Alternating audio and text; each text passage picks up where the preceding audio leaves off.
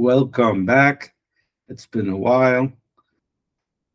We just finished Yom Tov Pesach, and we're diving right back in, and hopefully we'll learn something. So I want to fix what we did last time. We finished last time with the argument between Beis Shammai and Beis Hillel as to what was created first, heaven or earth, the Shemayim or Uretz. And as I said, I keep on saying Shemayim means the atmosphere, because that's something we can understand, and Uretz means the actual earth, the planet. And when we went through that, at the end, I didn't have much what to share about it, what it means to me, and I want to go back and fix that and share something.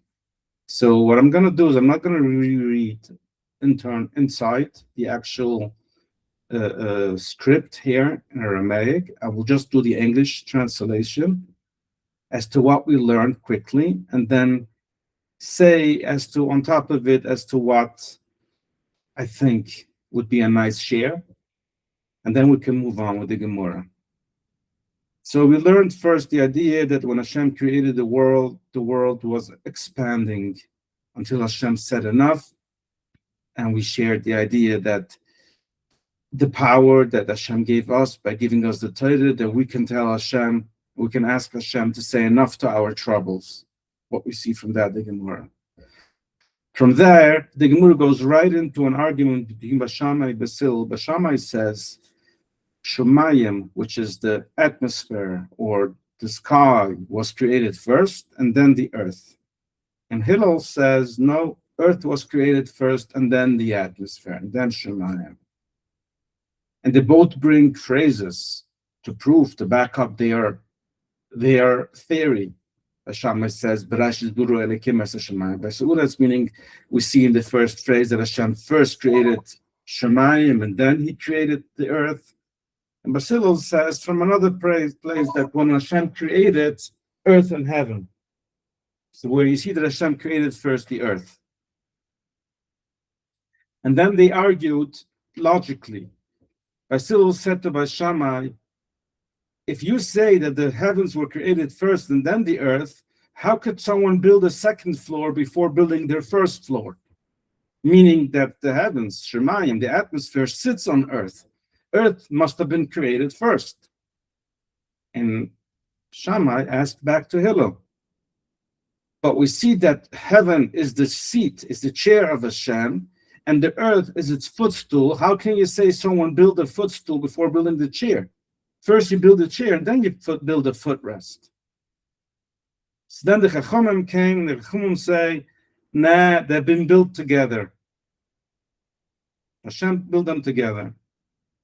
And the Gemara says, okay, so let's now square out what the sages, the Chachamim, say. What would Beis Shammai and Beis Hillel say with the word together? So the Gemara says, for them it means that the earth and the atmosphere should never separate. The earth and the sky should always stay together. That's what Hashem said, that they've been created together, that they should stuck together. So the Gemara says, but there's still a question between the phrases. They both, each of them, Shammai and Hillel, both brought to Sikkim, where it clearly shows that theirs, whatever they claimed, was created first. So the Gemara says there's a Rish Lakish that answers it. Rish Lakish says that when Hashem created, he created first the heavens, first Shemayim, the atmosphere, then he created the earth.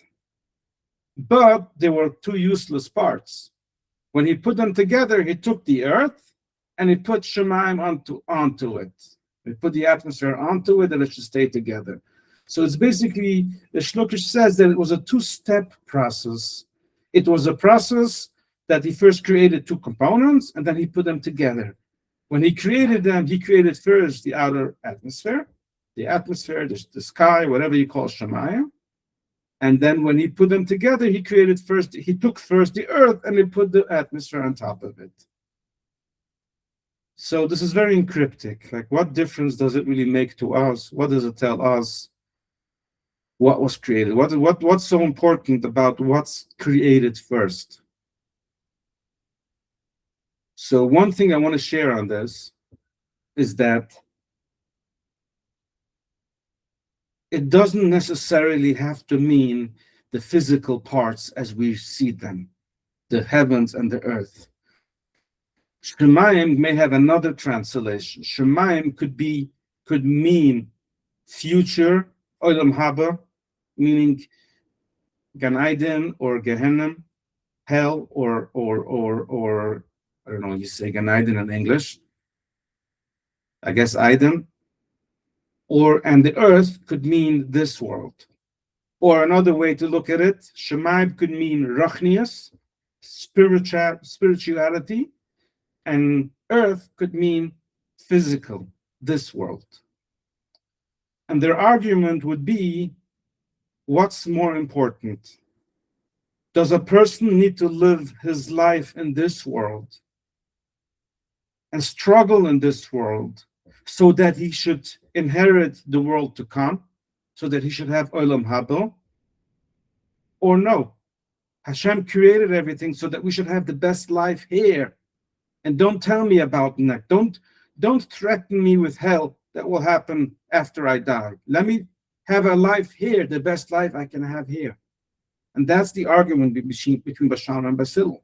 Because whatever was created first, that represents the more important thing. And the second thing that was created is only to serve the first thing. So as we know by Shammai, throughout of Shas, he would always be more strict. Basil will be more lenient. Basil said earth was created first. The Torah is given to us to teach us how to live our best life here on earth. I'm not talking about future lives. I'm not talking about inheriting the world to come. Torah is giving us guidance to have our best physical life in this world, living a life of Torah. Shammai says, no, living the best life on this earth is not the purpose of it. The Torah has been given us so that we can know how to serve Hashem in a way that we can inherit the world to come. This was their argument between saying, what's first, heaven or earth? And for that, the Chachumim says, one without the other is useless. They go together. If you have a good life in this world, you'll have a good life in the world to come. And that's what the Torah teaches us, both. Torah teaches us that Shemayim and Eretz, they were built together. One without the other doesn't work. So that's one way to look at it. An amazing idea here as to what their argument would represent and why is it meaningful to us now? Why would we care about it? Another level that we can take this is that we can say what was created first. And it's very similar to the first one, but instead of saying Rachnias and Gashmias, I have this fly bothering here. Instead of saying this means the Olam Haba and this means Olam Hazeh, it means a soul in the body. Shemayim could represent the soul, and Oretz would represent the body which comes from earth. And the soul is what comes into the body that makes it live. And again, what's more important? Do you need to care more for your soul, or do you need to care more for your body? And the same argument as before. Hillel would say the Torah has given us to teach us to be humble with our body, take care of our body. Hashem needs this body to be able to do the mitzvahs. Without this body, the soul is nothing. And the Shammai says, on the contrary, the soul. Did I confuse them? Yeah. Hillel says the body is the important part. The soul has been given into the body so that the body can do the mitzvahs and be alive. And Shammai would says, no. The body has been created to serve the soul. And the body should not indulge with a lot of extras and whatever it needs more in this world, because the purpose of the body is only for the future, for the soul, for something that's internal, that lasts forever. And that's where the Chachamim says we need both. We need a body and we need a soul. And this is where Resh Lakish would come in. Resh Lakish says that the soul was created first, Shemayim, but it's useless without a body. And then the earth was created, which was a body, but a body without a soul is absolutely useless. Then when he put them together, he took first the body and he blew the soul into the body. They should stay together. And that's where it says, when he created them, he created the souls obviously way older than the body. The soul could have reincarnations. The soul has a lot more, lives a lot more than what the body just lives these few years. So, but when Hashem put them together, he took the body and he put the soul into it. And this could also explain very well this argument as to what comes first, meaning what's the important, the soul or the body. And the sages, the Chachamim, say we need both. That's one of the things we say, that when Mashiach will come, will be the day of judgment. What's the day of judgment when Mashiach comes? Is because until the world is not complete into a state where everything has reached its goal, we're still in a progress of getting there. And we can't yet judge the body or the soul, because we're still seeing the outcome of what that person has done, even if he's long not alive anymore. But whatever he's taught his kids and whatever he has caused still has ripple effects in the world. And there's no yet time to judge it. And then when Mashiach will come, we cannot judge neither the soul, neither the body, because each one of them couldn't have done whatever they have done. So they'll have to be Techiyat HaMaaseh.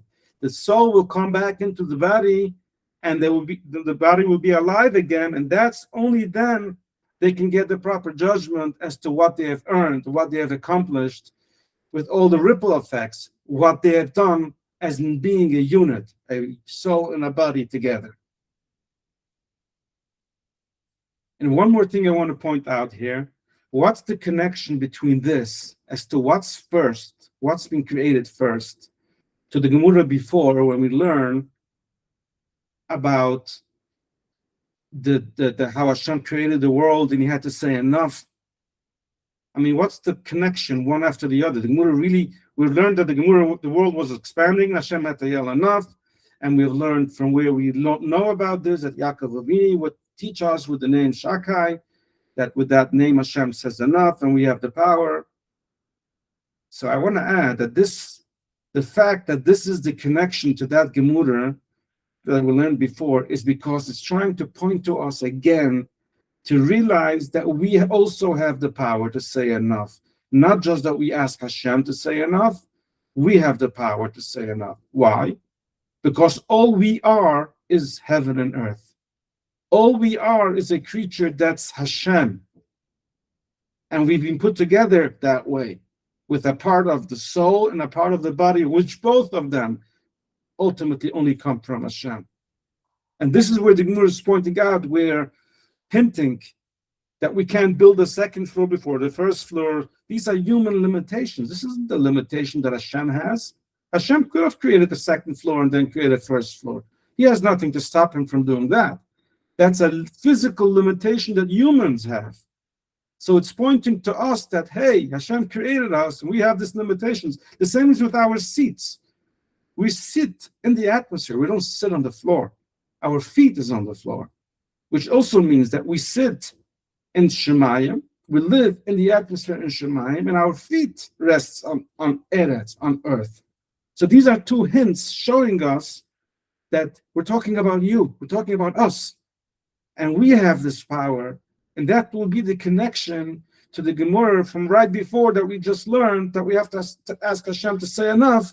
The Gemara is hinting that we have that power, each and every one in their level, in their way, and in their little universe, they have the power to stop and make the world better, to stop some pain, make something improvement, make something better for the world. So I'm glad I came back to this. And this is what I wanted to share. Any questions? Anything you want to add? You're okay. Okay, good. So now we're coming over to a new Gemara. And the Gemara is going to talk, what's Shemayim? So I want to point out here, I've asked this question many times, as we said before. How do we translate Shemayim? Okay, is it heaven? Is it the sky? Is it outer atmosphere? Is it the atmosphere? And many times when we learn in Gemara Chagigah, especially when we learn so much about hashkafa, so much about stories, about the sages, many ideas are encrypted. And the keys to open this encryption comes later in the Masechta, later in the tractate. So someone who learned Masechtas Chagigah multiple times, he picks up these clues sooner. And when he starts seeing encrypted text, he says, "Oh, I know the key. I've already learned that Gemara." It comes to him sooner, and he gets more insight in this Gemara. It's a very interesting phenomenon. Every time we learn, there's always a new chiddush, always something new comes up. So when I've been saying till here, Shemayim could represent our atmosphere, is exactly what we're going to learn now. Even though we have spoken so much about Shemayim, but this is where the Gemara is giving us the key as to what Shemayim could really represent. So the Gemara asks, "Ma Shemayim?" What's the term Shemayim? Omar Rav Yosef bar Chanina. Rav Yosef bar Chanina says, "Shesham Mayim." Shesham Mayim means there is water there. Okay. So it's not visible to us. Normally we wouldn't know there is water there, but Shumayim would be an acronym for Sham Mayim. There is water there. Okay. Now, water is a physical thing. We know there's no water in the outer atmosphere, but some translate. I've looked through this in my Gemara here before, and some say that there is water in Shemayim, which means in the outer atmosphere. And yes, there's still stars there. There's electricity there. There's fire. And they don't extinguish one of the other. They live together there. And it's peaceful. And some would say, no, the water is not there. The water is in our atmosphere. That's the Shemayim. So we're going to learn right after that another translation. The Masnita Tuna, and in the Mishnah we learned, so we have one translation from Yosef bar Chanina, and in the Mishnah we learned that Shemayim makes Aish in Mayim, which is fire and water, which means that Hashem took these two elements, he took fire and water, he combined them one into the other, and that's how he created the Shemayim. Now for us, that will very much represent the atmosphere. In the atmosphere, there is electricity, and we see it with lightning and water, and they both live next to each other very well. They don't extinguish one another. This is one of the things we say. We say it by benching. We say it many times. But the one who made peace above. Above means what? Above means in the atmosphere, when he made peace between fire and water, that they can live together and make a Shemayim.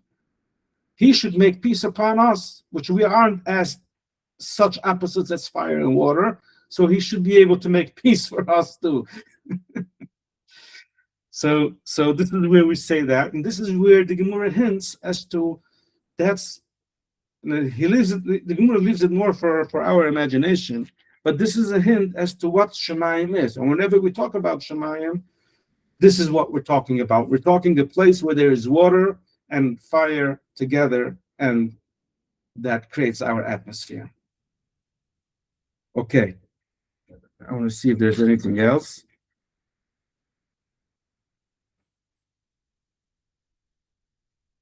There's a big discussion here. And I'm jumping a little bit back what we spoke before. How much sooner was Shemayim created before Earth? When we had this argument as to what was created when. So I see here in the Gemara, there's in the art scroll, the Shatmistan Shas brings down a whole long discussion, if you ever want to go through that, between the days of creation. And if Shemayim was created before the Uretz, the atmosphere before the Earth, which days they would represent. So that's an interesting thing if you ever want to go through that. I didn't myself go through it. It's a long discussion, but it's something maybe if I have time, we'll go through that. So for now, we're just going to continue. So now we're moving over to Rabbi Akiva and Rabbi Shmuel.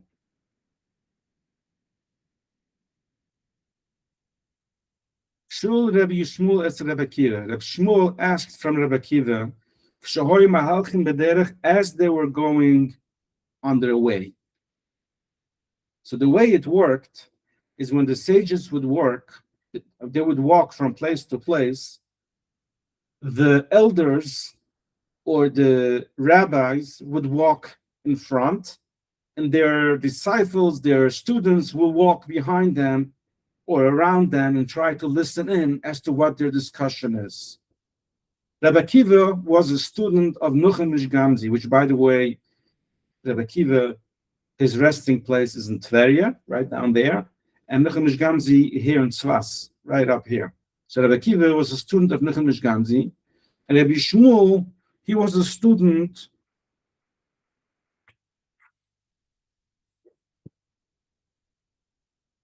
not from either one of them. He was a student of Reb Hanano, I think. I don't see it up front here now.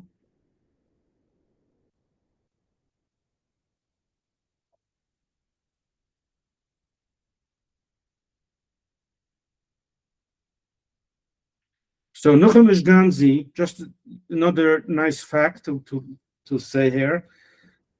The name that he has was Nuchem. Ish Gamzi is because he came from a city called Gamzi, so he was the person of Gamzi. Another reason why he's called like this is because the Gemara teaches us that anything that ever happened to him, he would say, Gamzi letova. This is also for the good. No matter if he saw the good, he may have seen the bad, but he taught himself to say, Gamzi letova, and this is the name that he got, Nuchem Ish Gamzi. He got this name that he would say Gamzi. He would say in everything, this is also good. This is also good. Rabbi Akiva, on the other hand, was his student, and he also adopted a similar phrase. He would say, "Kol de'ovet rachmuna letavovit." When anything that happened to him, he would say, "Anything Hashem does is good." So he wouldn't say, "This is good, this is good." He would say, "Anything Hashem does is good." So that's something, another nice fact about these two sages. So Reb Shmuel walked on the way with Reb Kiva, and he asked from Reb Kiva, Umalai, and Reb Shmuel tells Reb Kiva, Atu sheshemashtu es Nuchem Ish Gamzi ze 22 shunu. You served, you learned from Nuchem Ish Gamzi for 22 years. And one of the things Nuchem Ish Gamzi did is every time when the Torah says the word es, ice, which means the, translated like the something, ice something, he would learn something from that ice. That. Okay, he would say when the Torah says the something, then the also means something. It's not just the something we talk about. And we're going to get to examples, so I'm not going to rush ahead myself. So not all sages would agree that every S in the Torah has something new to tell us. But Nuchem Ish Gamzi did. And Rabbi Akiva was his student. And now Rabbi Shmuel finds him and he asks, okay, so you have been listening to Nuchem Ish Gamzi teaching all these S in the Torah. What did he do when it says in the first phrase in the Torah, Es HaShamayim ve'es ha'oretz? So this is now a good example. The Torah uses the word S twice. What else did he put in that Hashem created also, or what does it mean, the word S, the Shemayim, when he created? So if I can translate the Pusik, it's going to look like this. When Hashem created heaven and earth, he asked, why does it have to say when Hashem created the heaven and the earth? You could have just said when Hashem created heaven and earth.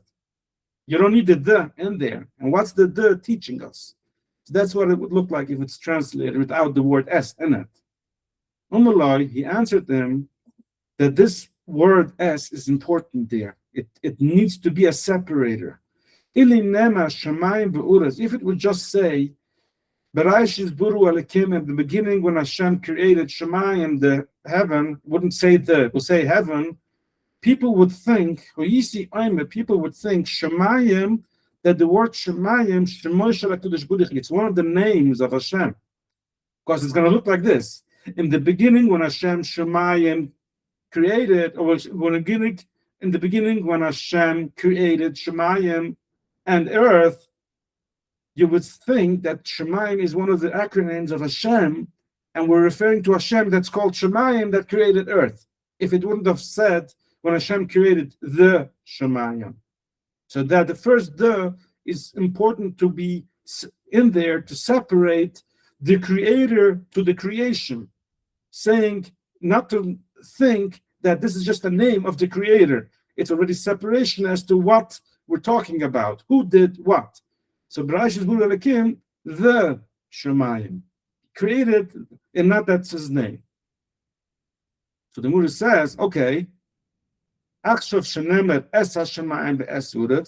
that it clearly says that he created the Shemayim and the earth, then we know Shemayim means something he created. And as we learned before, we have to now understand what the word Shemayim means. And of course, we have two translations. It means where there's water and fire, as Ay Shemayim. And Uretz means the Eretz Mamish, the earth. So we're coming over to page now 12b. So the Gemara says, okay, but there's two times S. The Pusik is mentioning the word the twice. It says he created the Shemayim and the earth. Why do you need the second time? It should say he created the heaven and earth. Why the heaven and the earth? As for Uretz Lamali. So the Gemara says, Lahagdim Shemayim le'uretz, to teach us what by Shammai has taught us before, that he created the Shemayim before he created the earth. And for that, now what would the Basil do with that? So we come back to what we have learned then, that he created that first, but when he put them together, he took the earth first and he put the heavens on it. So now the Gemara goes to the next phrase. So the Pusik, the Torah starts off with the first phrase, Hashem created heaven and earth. And then earth was empty. So the Gemara asks, Mechta, you're starting first talking about the heavens, that he created first the atmosphere. Why straight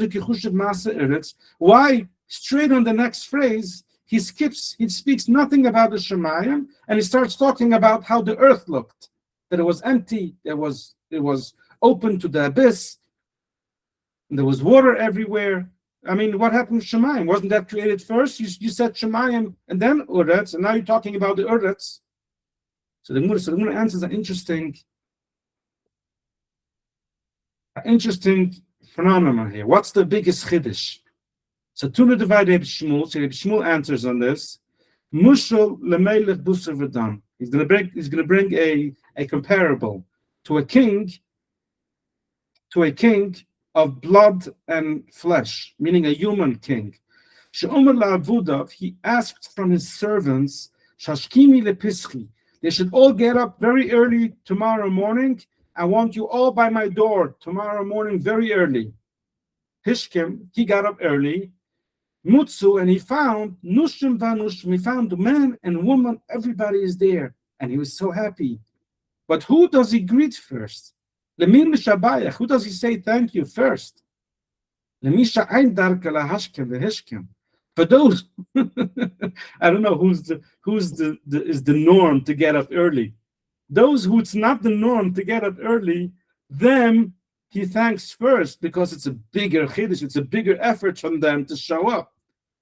So I don't know what that means, the man or the woman, because the Gemara says if he found both, but the Gemara doesn't say, so who's there? Who was there first? But this is where the Gemara answers as to when the Pusik starts that Hashem created first the heavens and then the earth.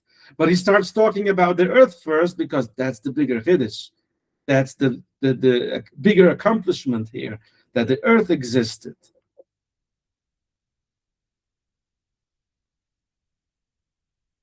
I think we're going to pause here. Any questions?